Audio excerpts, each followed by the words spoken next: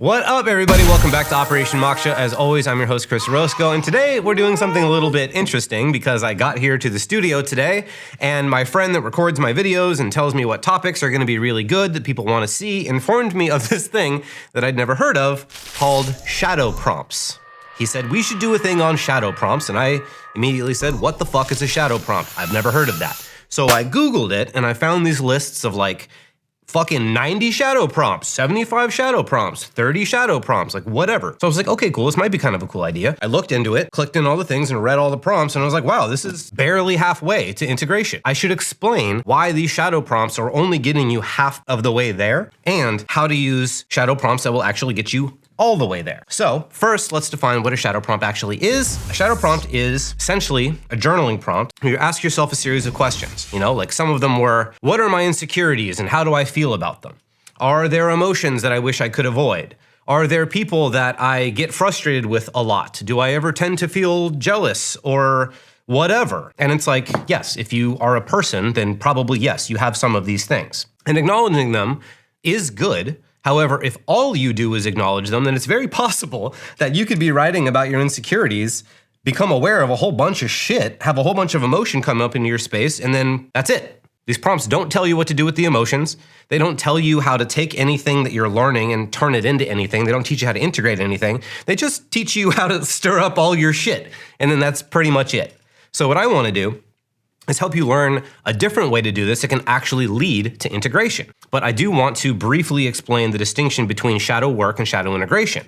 Because shadow work is just stuff like these prompts that allows you to become aware of your unconscious material, which is kind of good to be aware of that shit. Like you should know, like, oh, I'm projecting right now. Or like, oh, this is just triggering my insecurities, and that's good information. But if that's the only information you have, that's not really gonna lead to any sense of freedom so much as it is just gonna allow you to make different decisions, hopefully, while you feel like shit.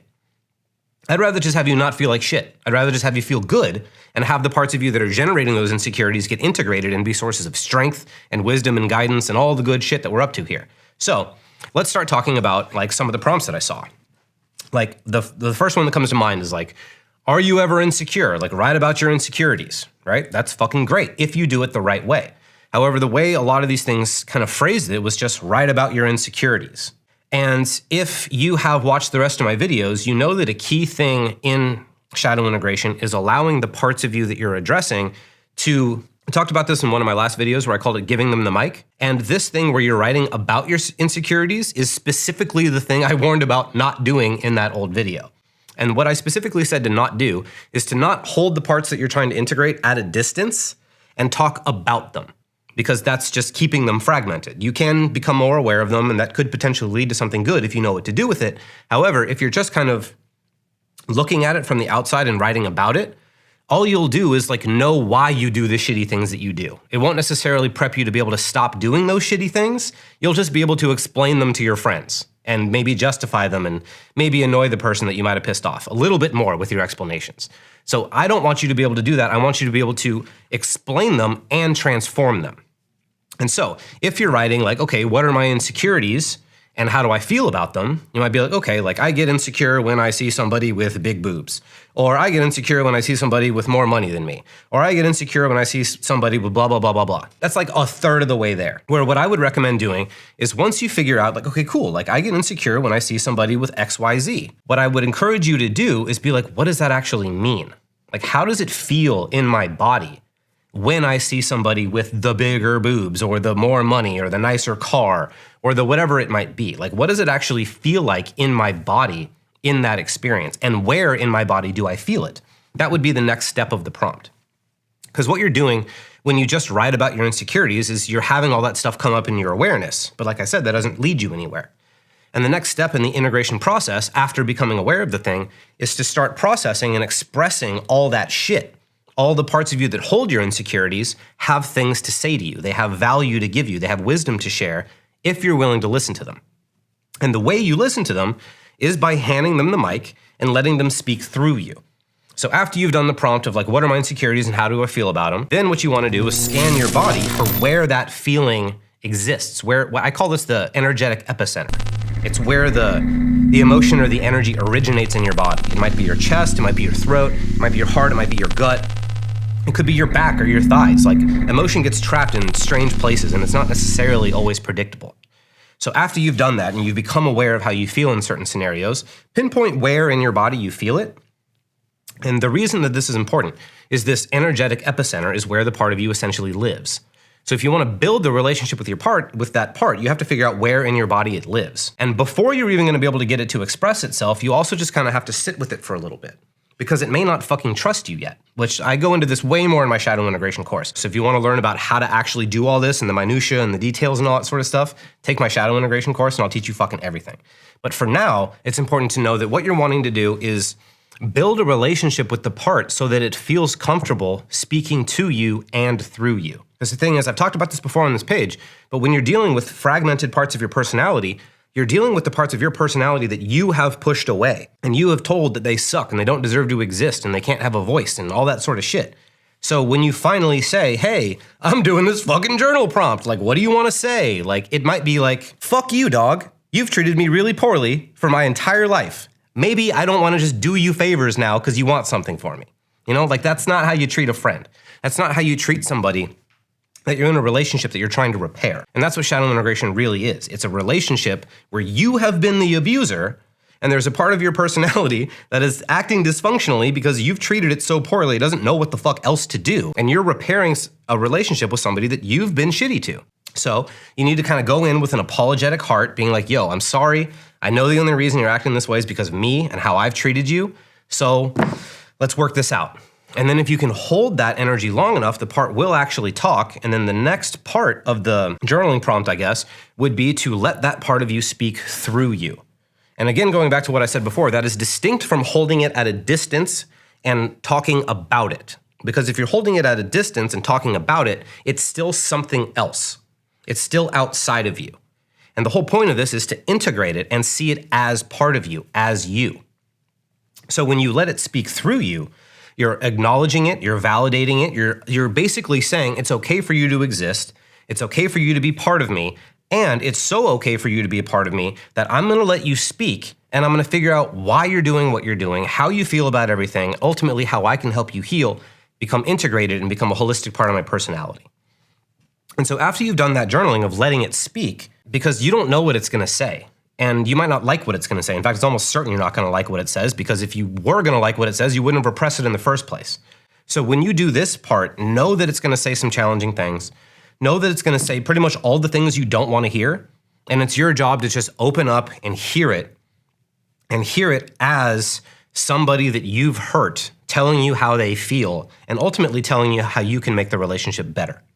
So once you do the first part of the prompt, is becoming aware of the shit, then you may need to give yourself a little bit of space until the part wants to talk, and then you continue the prompt by letting it just rant, letting it get everything out.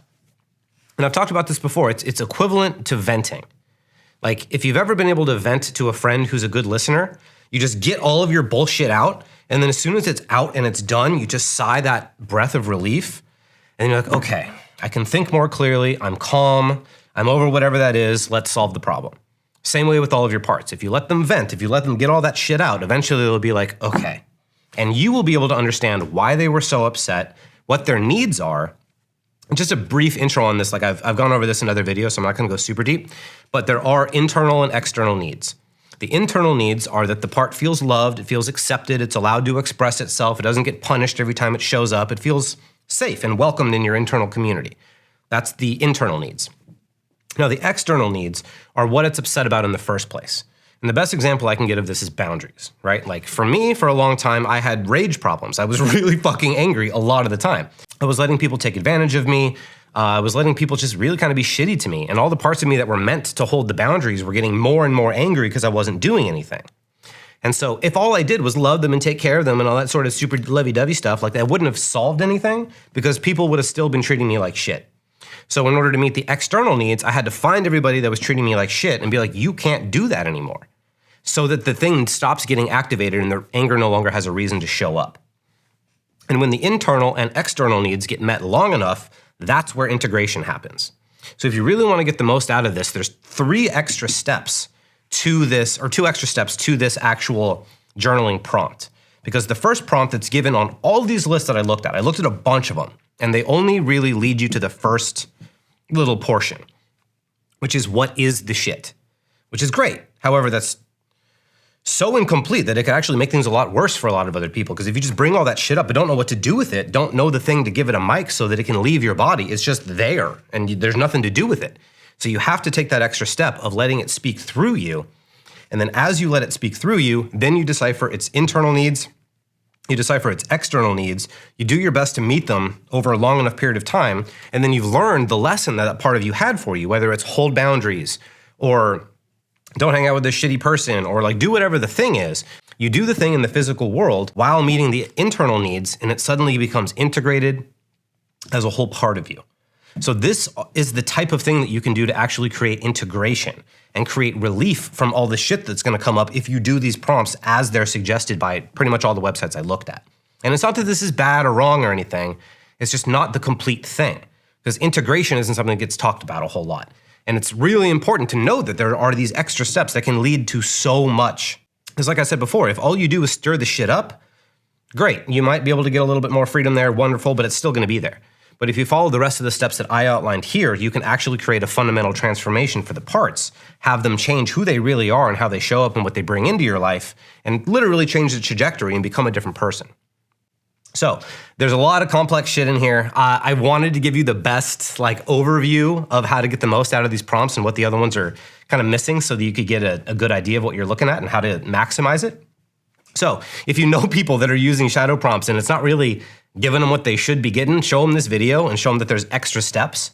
And if you have more questions about any of these steps or anything like that, let me know. I can make other videos going into different things, but I also have a bunch of courses that outline this on my website, which is operationmoksha.com. So there's tons of resources for me to learn, or for you to learn more. But if you do have questions, let me know. I can make more videos on them. But I'm Chris Orozco. I love you. I'll see you next time.